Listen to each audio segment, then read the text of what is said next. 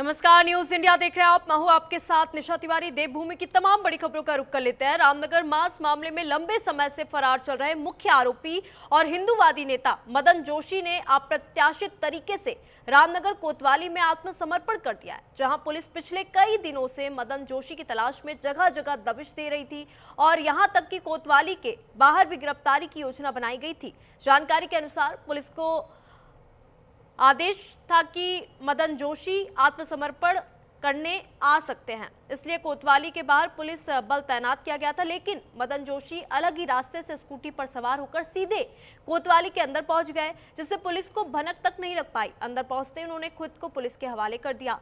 आत्मसमर्पण की खबर फैलते ही कई बीजेपी कार्यकर्ता, स्थानीय नेता और विधायक भी कोतवाली थाने पहुंचे। वहीं इससे पहले मदन जोशी ने एक वीडियो जारी कर खुद को निर्दोष बताया था। उन्होंने कहा कि उनके खिलाफ दर्ज मुकदमे गलत और राजनीतिक रूप से प्रेरित है। बता दें कि इस मामले में अब तक 5 नामजद समेत लगभग 15 लोगों को पुलिस गिरफ्तार कर चुकी है। आज मैं रामनगर कोतवाली में जो है सरेंडर करने जा रहा हूँ और जैसा कि आपको 23 तारीख का जो घटनाक्रम है सबको पता है और सब विदित भी उस घटनाक्रम से विगत 1 माह से घटनाक्रम चल रहा है। तो मैं माननीय उच्च न्यायालय के आदेश पर आज, क्योंकि हमारी अग्रिम जमानत याचिका खारिज हुई है, हम लगातार नीचे से लेकर ईडी से लेकर हाई कोर्ट तक हमने प्रयास किया कि अग्रिम जमानत हमें मिल सके और हाई कोर्ट से खारिज होने के बाद आज हम रामनगर कोतवाली में आत्मसमर्पण और सरेंडर कर रहे हैं। हल्द्वानी से आपको खबर बता दें, हल्द्वानी में आधी अधूरी तैयारी के बीच 7 दिवसीय सहकारिता मेले का शुभारंभ हो गया, जहां सांसद अजय भट्ट और सहकारिता मंत्री धन सिंह रावत ने फीता काटकर मेले का शुभारंभ किया। इस मेले में सहकारिता से जुड़े स्टॉल के अलावा 150 से अधिक खान पान, व्यंजन और स्थानीय उत्पादों के स्टॉल लगाए गए हैं। इसके अलावा रोजाना सांस्कृतिक कार्यक्रमों के साथ मेले की शुरुआत होगी और बुधवार को मुख्यमंत्री पुष्कर सिंह धामी भी इस मेले में पहुंचेंगे, जिसको लेकर सांसद अजय भट्ट ने कहा कि सहकारिता लोगों को स्वावलंबी और आत्मनिर्भर बनाने में महत्वपूर्ण भूमिका निभा रहा है।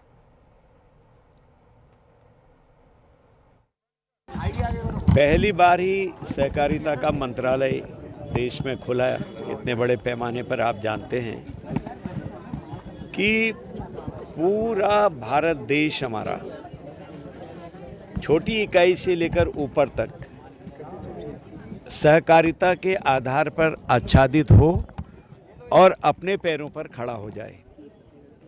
कहीं भी बेरोजगारी न रहे, कहीं भी हाथ फैलाना हमको न दिखाई दे।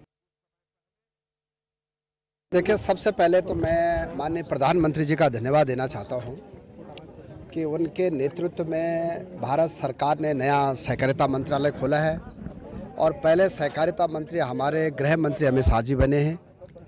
इस साल हम हर जिलों में सहकारिता मेले कर रहे हैं, अभी तक 6 जिलों में हो चुके हैं। आज इसका उद्घाटन हमारे माननीय सांसद जी ने किया है।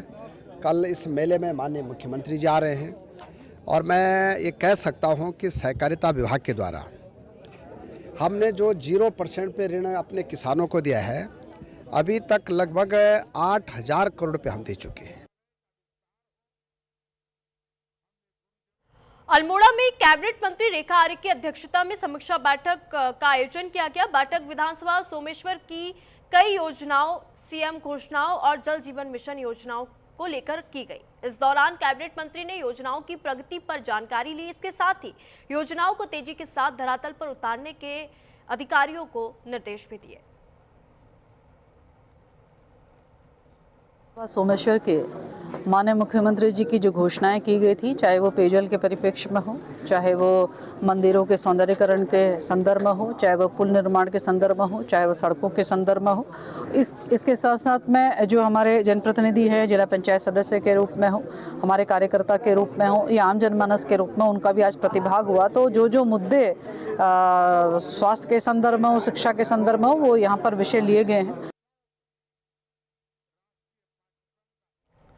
तो देहरादून में कैबिनेट मंत्री गणेश जोशी ने हाथीबड़ कला स्थित अपने शासकीय आवास पर एमडीडीए अधिकारियों के साथ बैठक की। बैठक में मसूरी विधानसभा क्षेत्र में चल रहे विकास कार्यों की समीक्षा इस बैठक में की गई। साथ ही मंत्री ने निर्देश दिए कि सभी काम तय समय सीमा और पूरी गुणवत्ता के साथ पूरे किया जाए। इस दौरान उन्होंने कहा कि जिन कार्यों का निर्माण पूरा हो चुका है उनके लोकार्पण की तैयारी तुरंत शुरू की जाए और जिन कामों का शिलान्यास होना है उनसे जुड़ी कागजी कार्रवाई समय पर पूरी हो। इसके अलावा बुरासखंडा, सुवाखोली, सालावाला, दून, बिहार, गलजावाड़ी, गंगोल, भद्रराज मंदिर, सिल्ला और मीठी बेड़ी जैसे क्षेत्रों में सड़क सुरक्षात्मक कार्य, street light, solar light, park और सौंदर्यीकरण से जुड़े कामों को तेज करने के निर्देश दिए।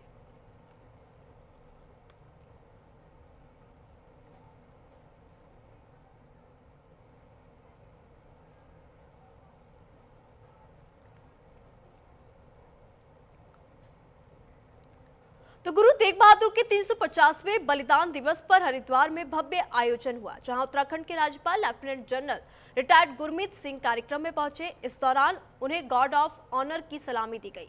संस्कृत विश्वविद्यालय के कुलपति प्रोफेसर दिनेश चंद्र शास्त्री ने पुष्पगुच्छ देकर राज्यपाल का स्वागत किया, जिसके बाद राज्यपाल और चिदानंद मुनि ने दीप प्रज्वलित कर कार्यक्रम का शुभारंभ किया। इस दौरान राज्यपाल ने सभी कलाकारों की मेहनत की सराहना की। देखिए ये खास रिपोर्ट।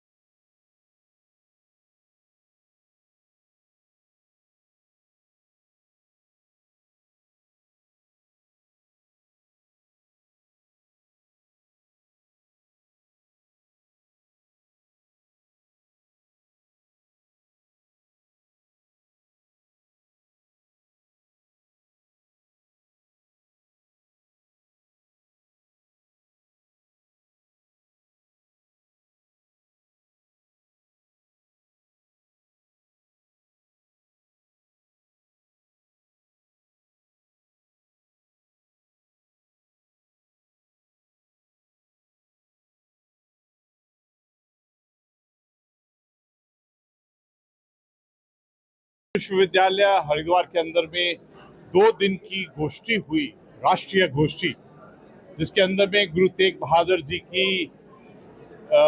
जी का संदेश, उससे पूरा राष्ट्र क्या सीखता है, मानवता क्या सीखती है, उसके बारे में बहुत सुंदर तरीके से रिसर्च और शोध किया। वहीं चिदानंद मुनि ने कहा कि गुरु तेग बहादुर जी का जीवन त्याग, सेवा और धर्म की रक्षा का प्रतीक है। पूरे कार्यक्रम में भक्ति, श्रद्धा और देशभक्ति का अद्भुत संगम देखने को मिला।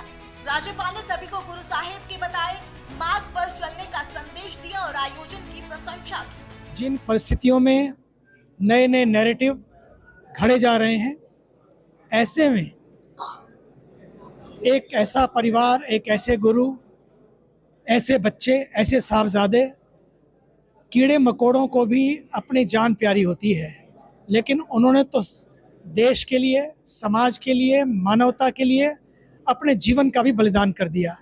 और ये उनकी शहादत किसी सियासत के लिए नहीं थी, किसी रियासत पाने के लिए नहीं थी, बल्कि देश को बचाने के लिए, मानवता को बचाने के लिए उनकी ये बलिदान था। गुरु सिख परंपरा में जो नवे गुरु हैं गुरु तेग बहादुर जी, उनका 350वां बलिदान दिवस हम लोगों ने मनाया है। हम लोगों ने जो मनाया है वो एक राष्ट्रीय संगोष्ठी जो द्विदिवसीय 2 दिन के अंदर थी, और उसका विषय रहा सिख गुरु परंपरा में धर्म, समाज और राष्ट्र की अवधारणा। कि गुरु सिख परंपरा में राष्ट्र के विषय में क्या चिंतन है, धर्म के विषय में क्या चिंतन है और समाज की उन्नति के लिए क्या सोच है। कार्यक्रम के दौरान पूरे समय श्रद्धा और सम्मान की भावनाएं देखने को मिली। गुरु तेग बहादुर जी के जीवन और बलिदान पर आधारित प्रस्तुतियों ने हर किसी के मन को छुआ। आयोजन भले ही समाप्त हो गया हो, लेकिन गुरु तेग बहादुर जी की शिक्षाओं का संदेश सभी के दिलों में गूंजता रहा। तो चंपावत जिले के लधिया घाटी का वीर बेटा अग्निवीर दीपक सिंह सदा के लिए पंचतत्व में विलीन हो गया है, जहां शनिवार को जम्मू कश्मीर के पुंछ कैंप में गोलियां लगने से उनकी मौत हो गई। राष्ट्रीय ध्वज में लिपटा उनका पार्थिव शरीर जब पैतृक गांव खरही पहुंचा तो पूरा गांव रो पड़ा।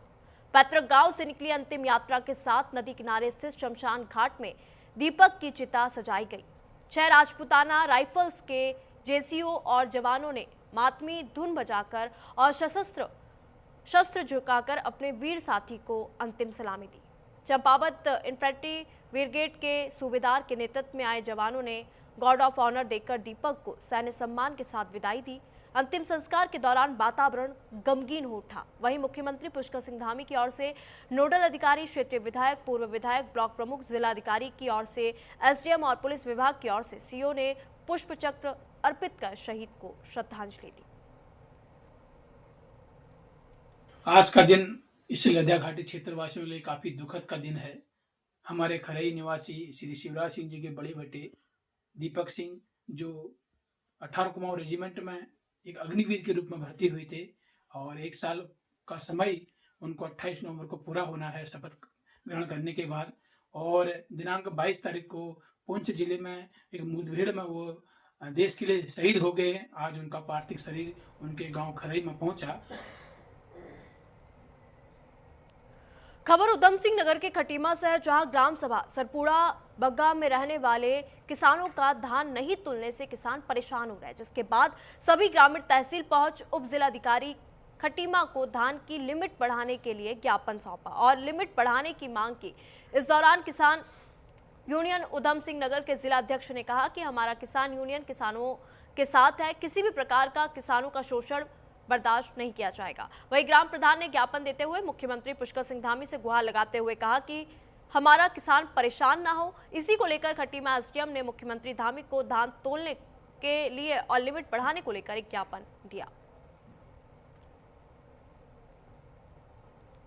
हमारे एसडीएम साहब प्रशासन से उनको हम धानों के विषय में, लिमिट बढ़ाने के विषय में या जो जांच के विषय में जो है ज्ञापन देना चाहते थे। कोई किसी कारण यहाँ ना आने, छुट्टी कारण यहाँ आने से हम यहाँ पे सारे गांव के किसान और हमारे बड़े भाई ये किसान मोर्चा के जिला अध्यक्ष और सभी ग्रामवासी और हर गांव में यही हाल है कि धान किसान का नहीं तुल रहा। देखिए, किसानों को किसान यूनियन, सारा किसान संगठन सभी इनके साथ हैं। किसी किसान का शोषण बर्दाश्त नहीं किया जाएगा और हम तो यही चाहते हैं इनका एक एक दाना वहाँ से तुले। लेकिन अगर किसी प्रकार में सरकार इनकी लिमिट नहीं बढ़ाती है तो बाकी जैसे हमारे किसान संगठन और किसान जो भी फैसला लेंगे, किसान यूनियन यहीं पे धान की ढेरी लगाएगी, यहीं पे बैठेंगे, यहीं पे हम धरना लगा के तहसील का गेट बंद कर देंगे। रुड़की में लौह पुरुष सरदार वल्लभ भाई पटेल की 150वीं जयंती के मौके पर भाजपा कार्यकर्ताओं ने मंगलौर विधानसभा क्षेत्र के गुरुकुल नारसन में बीजेपी जिलाध्यक्ष डॉक्टर मधु सिंह के नेतृत्व में एक भव्य पद यात्रा का आयोजन किया, जिसमें राष्ट्रीय एकता, अखंडता, एक भारत श्रेष्ठ भारत और आत्मनिर्भर भारत के संदेश से ओतप्रोत ये पद यात्रा ने पूरे क्षेत्र के माहौल को देशभक्ति के रंग में रंग दिया। तो वहीं इस मौके पर बीजेपी के तमाम कार्यकर्ताओं ने एकजुटता का संदेश दिया। साथ ही पद यात्रा के दौरान राज्य मंत्री शादाब शम्स ने शिरकत की। और हमें लगता है कि जिस तरह से देश में एक यूनिटी, हमने कहा एक यूनिटी वॉक हम करेंगे, एक सद्भावना यात्रा, एक एकता यात्रा, और मैं ये कह सकता हूँ एकता यात्रा में हमारी माननीय अध्यक्ष रुड़की डॉक्टर मधु जी के नेतृत्व में ये एकता यात्रा आज मंगलौर विधानसभा में निकाली गई। लोगों के अंदर जोश है, खरोश है और यूनिटी साफ साफ नजर आ रही है। और मैं ये कह सकता हूँ कि देश बहुत ताकत के साथ एकजुट होकर आगे बढ़ रहा है मोदी जी के नेतृत्व में। जब से हमारी भारतीय जनता पार्टी की सरकार आई है, आदरणीय नरेंद्र मोदी जी ने सरदार वल्लभ भाई पटेल जी को बहुत सम्मान, जिसके वो अधिकारी हैं, वो सम्मान दिया। आपने देखा होगा उनकी बहुत बड़ी स्टैचू भी लगाया गया है और शायद ये सम्मान 2014 से पहले नहीं दिया गया, जो देना चाहिए था, लेकिन भारतीय जनता पार्टी ने उन्हें सम्मान दिया। और 150वीं जयंती पे हम पूरे देश में ये यात्राएं निकाले हैं। हमने आज सुबह भी झबरेड़ा विधानसभा में 11 बजे यात्रा निकाली और आज ये मंगलौर में हमारे सभी कार्यकर्ता बंधु, तीनों मंडल अध्यक्षों ने। उत्तराखंड के जनजातीय क्षेत्र जौनसार बाबर में 5 दिवसीय बूढ़ी दिवाली में हिरण नृत्य और हाथी नृत्य इस बार भी आकर्षण का केंद्र रहा। आखिर क्यों यहाँ दिवाली 1 महीने बाद मनाई जाती है? देखिए हमारे संवाददाता अमित रावत की एक खास रिपोर्ट।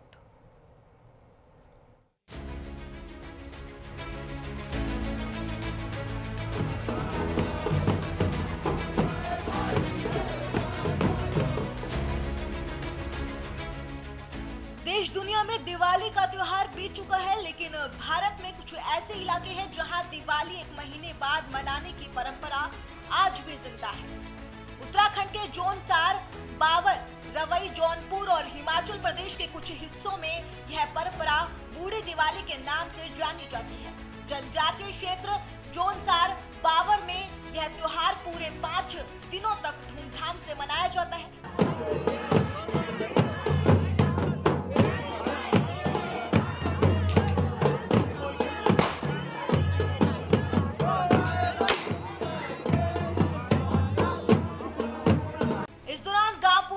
पारंपरिक रंग में रंग जाता है। यही वजह है कि नौकरी करने वाले लोग भी अपने गांव लौट आते हैं और इस विरासत का हिस्सा बनते हैं। जो रहता है वो बड़ी दिवाली, मेन दिवाली रहती है, जिसको कि बिरूड़ी भी बोला जाता है। बिरूड़ी के पीछे जो सुना है श्रुति और स्मृति के आधार पर है कि एक गांव में जो है 4-5 लड़कियां एक किसी गांव से जो है एक ही गांव में अलग अलग परिवारों में उनकी शादी थी, तो उनमें से एक बिरूड़ी नाम की लड़की को जो है उनके ससुराल वालों ने किसी कारणवश जो है मायके नहीं आने दिया।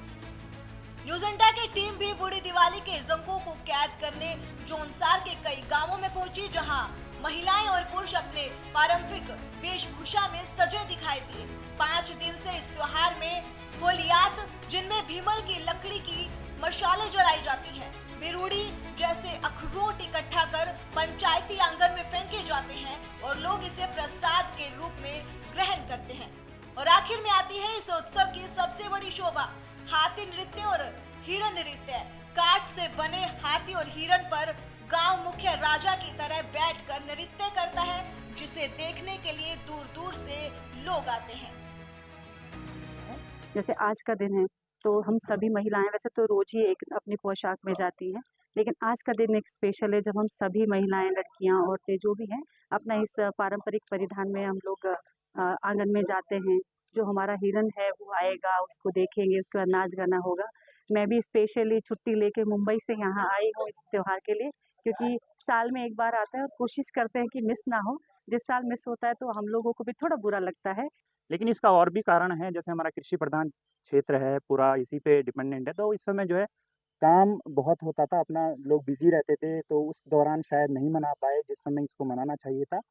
तो उन्होंने अपना काम निपटा के जब थोड़ा फ्री हुए और आर्थिक स्थिति से थोड़े मजबूत हुए, तब शायद जब उनको लगा कि अब हम अच्छे से मना सकते हैं, तो ये डिसाइड किया होगा सबने मिलजुल के कि एक दिन तो देखो डिसाइड करना ही होता है किस दिन मनाना है, तो शायद ये बोला हो कि शायद ठीक हम 1 महीने बाद मनाना शुरू करेंगे। जानकार बताते हैं कि दिवाली 1 महीने बाद मनाने के 2 प्रमुख कारण हैं। पहला कहते हैं भगवान राम के अयोध्या लौटने की खबर इन पहाड़ी क्षेत्रों तक देर से पहुंची। जब यह सुखद समाचार लोगों तक पहुंचा तो उन्होंने मशाले जलाकर और नृत्य संगीत कर दिवाली का उत्सव मनाया। दूसरा कारण, यहाँ दिवाली के समय खेतों में फसल कटाई और दौर चलता है, इसलिए फसल कटाई पूरे करने के बाद ठीक 1 महीने बाद यह दिवाली बूढ़ी दिवाली के रूप में मनाई जाती है। जनजातीय क्षेत्र जौनसार, बाबर आज भी अपनी विशिष्ट पहचान बनाए हुए है और यही इसे दुनिया से अलग बनाता है। चक्राता से न्यूज इंडिया के लिए अमित रावत की रिपोर्ट।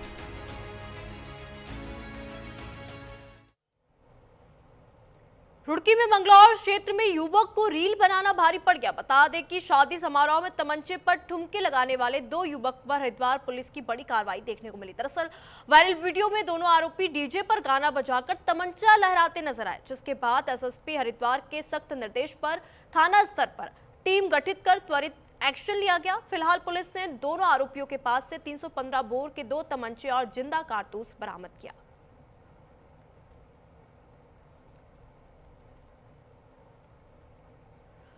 हरिद्वार से खबर बता देते हैं। हरिद्वार में दोपहिया वाहन चोरी की घटनाओं का पर्दाफाश करते हुए पुलिस ने एक बड़ी सफलता हासिल की, जहां एसएसपी के निर्देश पर चलाए गए इस ऑपरेशन में कोतवाली पुलिस और सीआईयू टीम ने एक इंटरनेशनल 2 व्हीलर थेफ्ट गैंग का खुलासा किया, जो चोरी की बाइकें नेपाल तक बेचा करता था। बता दें कि पुलिस ने कार्रवाई कर 2 संदिग्धों को गिरफ्तार कर लिया, जिनके कब्जे से चोरी की 8 अन्य मोटरसाइकिल और स्कूटियां बरामद किया है। आगे की कार्रवाई पुलिस कर रही है।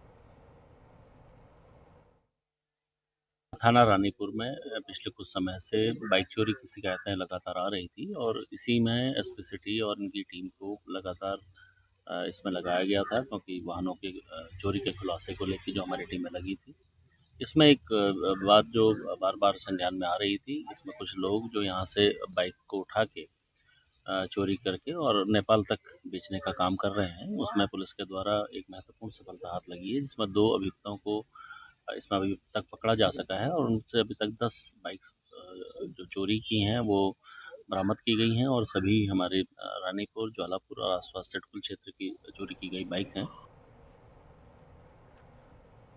बाजपुर कोतवाली पुलिस ने नशीले कैप्सूल की तस्करी करने के मामले में बड़ी सफलता हासिल की है, जहां पुलिस ने तस्करी कर रहे एक आरोपी को गिरफ्तार कर लिया। पुलिस ने आरोपी के पास से भारी मात्रा में नशीले कैप्सूल बरामद कर आरोपी के खिलाफ मुकदमा दर्ज कर उसे कोर्ट भेज दिया और मामले की जांच भी शुरू कर दी गई है। बता दें कि बाजपुर कोतवाली पुलिस को मुखबिर से सूचना मिली कि एक व्यक्ति नशीले कैप्सूल की तस्करी कर रहा है। मुखबिर की सूचना पर सीओ कोतवाल ने पुलिस और ड्रग इंस्पेक्टर के साथ बेरिया रोड के पास गडरी पुल के पास से एक आरोपी को घेराबंदी कर गिरफ्तार कर लिया। इस दौरान मामले का खुलासा करते हुए सीओ ने बताया कि आरोपी उत्तर प्रदेश से नशीले कैप्सूल लेकर बाजपुर के मेडिकल स्टोर पर बेचने का काम करता था, जिसे गिरफ्तार कर लिया गया है। कल शाम को पुलिस को सूचना मिली कि एक नशा तस्कर जो प्रतिबंधित ड्रग्स को लेके जा रहा है, तो इसमें पुलिस द्वारा तुरंत कार्रवाई की गई। इसमें जो इंस्पेक्टर जो औषधि निरीक्षक हैं वो मौके पे आए, मैं मौके पे गया तो वहाँ पर ये चीज़ हमें पाई गई कि लगभग 1688 नशीले कैप्सूल इनके पास थे, जिनका ट्रामाडोल है जो प्रतिबंधित ड्रग्स है एनडीपीएस एक्ट के अंदर। तो इसमें टोटल जब वेट किया गया तो इसमें लगभग 650 ग्राम टोटल वेट निकला ड्रग्स का और इसमें इसके जो व्यक्ति है इसे हिरासत लिया गया है और आज माननीय न्यायालय के सामने पेश किया जाएगा। हरिद्वार के बेल क्षेत्र में सड़क किनारे नाले में गुलदार छिपा हुआ दिखाई दिया, जहां राहगीरों ने गुलदार का मोबाइल में पूरा वीडियो भी कैद कर लिया और वीडियो सोशल मीडिया पर जमकर वायरल हो रहा है, जिसके बाद स्थानीय लोगों में दहशत का माहौल पैदा हो गया। बता दें कि रिहायशी इलाकों में वन्यजीवों की बढ़ती आवाजाही से लोगों की चिंता बढ़ चुकी है। कभी हाथियों की चहलकदमी तो अब गुलदार का खतरा। वहीं स्थानीय लोगों ने वन विभाग की लापरवाही पर सवाल उठाते हुए कहा कि सुरक्षा इंतजाम कब मजबूत होंगे।